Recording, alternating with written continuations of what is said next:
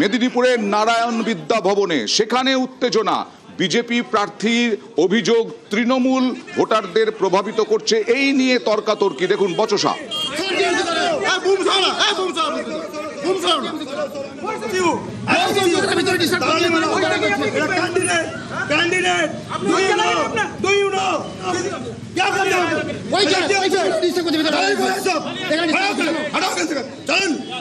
नियम सिखाচ্ছেন ক্যান্ডিডেট কি এগুলো হচ্ছে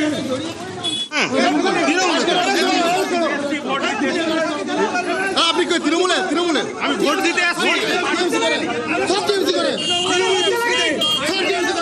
বুম ছাড়া বুম ছাড়া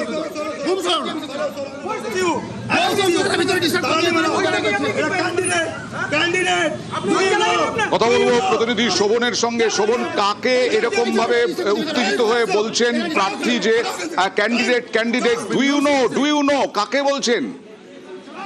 অনন্ত, দেখো যে স্থানীয় তৃণমূল কর্মী সমর্থকরা যারা এখানে জমায়েত করেছিল সকাল থেকে, এবং বিজেপি প্রার্থী তিনি যখন ভোটদান করে বেরিয়ে আসেন তিনি তখন লক্ষ্য করেন যে তারা ভোটারদের প্রভাবিত করছে। এরপরেই কিন্তু তিনি প্রতিবাদে সোচ্চার হন এবং যারা স্থানীয় যারা তৃণমূল কর্মী সমর্থকরা ছিলেন তাদের সঙ্গে কিন্তু রীতিমতো তিনি বচসায় জড়িয়ে পড়েন। এরপরেই ঘটনাটি লক্ষ্য করে কেন্দ্রীয় বাহিনী এবং ওখানে উপস্থিত পুলিশ যারা ছিলেন তারা লক্ষ্য করেন এবং তারা বিজেপি প্রার্থীর তর্কাতর্কি হচ্ছে, মানে তর্ক হচ্ছে, উল্টো দিকের তো কেউ কিছু বলছেন না।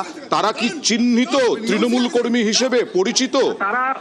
তারা ওই ওয়ার্ডের যেখানে ভোট গ্রহণ হচ্ছে সেই বুথের কিন্তু সেই এলাকার কিন্তু তারা তৃণমূল নেতৃত্ব, এমনটাই কিন্তু বিজেপি প্রার্থীর দাবি। এবং তারাই মূলত কিন্তু এলাকায় জটলা পাঠিয়েছিল ওই বুথের সামনে, এবং তারা কিন্তু যারা ভোটাররা আসছিল সেই ভোটারদেরকে কিন্তু প্রভাবিত করছিল, এমনটাই অভিযোগ। ইতিমধ্যে কিন্তু নির্বাচন কমিশনের লিখিত অভিযোগ দায়ের করেছেন বিজেপি প্রার্থী শঙ্কর গুসাই। ঘটনার পরে উত্তেজনা সৃষ্টি হলে কিন্তু কেন্দ্রীয় বাহিনী এবং পুলিশ যারা ছিল তারা কিন্তু ঘটনাস্থলে উপস্থিত হয়ে উভয় পক্ষকে সেখান থেকে সরিয়ে দেন।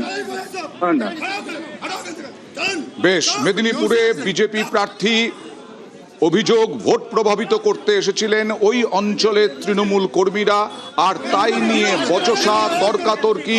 তারপরে কেন্দ্রীয় বাহিনী এসে পরিস্থিতি নিয়ন্ত্রণে আনে এবং সরিয়ে দেওয়া হয়। যদিও বিজেপি প্রার্থী এবং বিজেপি কর্মীরাই তারাই সরিয়ে দেন তৃণমূল কর্মীদের। দেখুন, যদিও তৃণমূল কর্মীরা বলছেন তারা ভোট দিতে এসেছেন, তারা ভোটার।